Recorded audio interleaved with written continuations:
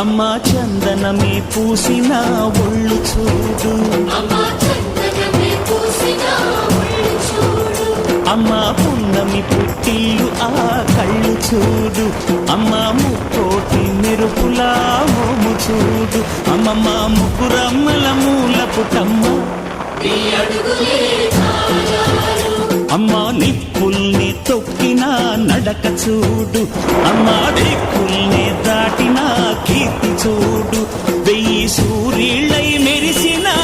శక్తిని చూడు, మనుషుల్లో దేవుడి భక్తుని చూడు.